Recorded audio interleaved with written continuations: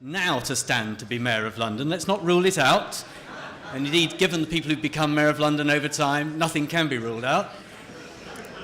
If you were now to stand, put yourselves forward. I mean, you know, when Boris goes, you know, they'll need a high-profile, well-known Conservative. Now, perhaps Ken's not going to stand again. And Labour leader, dynamic, future-looking, lots of experience, Labour leader for London. What would your main priority or priorities be for the city? Particularly something new, something we haven't all thought about.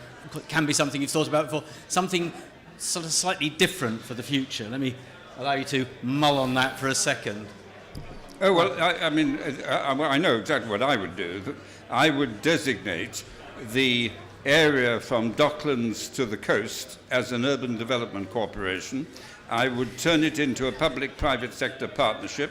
I would instruct it to prepare a plan for the development of that area. And I would say, and in order not to cause massive disruption and planning blight, within 6 weeks, I want you to announce the bits that you have no proposals to affect, so that some of the urban communities that are already there and are self-governing, in the sense that anyone is, would have the planning blight removed. But I would put a driving team of private sector and public sector people. I'd make Richard chairman of it. I was going to ask whether you wanted an architectural advisor. And we would do what was a phenomenal success of the Development Docklands Corporation. I see the chief executive standing over there. Why not do it with conviction and build out this incredible opportunity? That's pretty clear. Richard, what would you do? It's rather embarrassing, but I do exactly what Michael. I believe strongly that East London is where the problem and the potential lies. Yeah. And I often use, you know, the wall going down in Berlin, and you know, everybody said, well, West Berlin is the only place, East Berlin is, you know, terrible and so on. Now, if you're anybody, you go to East Berlin. I think that East London has all the potential.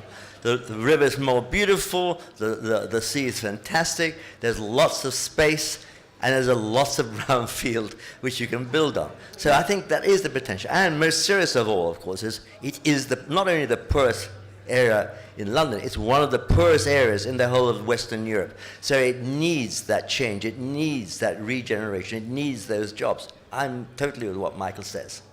And you'd have him presumed as a political advisor. He wants you as an advisor, you'd have him, would you? I would be happy with him. Not only would our 2 ages be the same, but we could actually work together. And as I heard just as I came here about this, we're going to hear two people, the 2 greatest dyslexics in England, talk together. So didn't feel like that today.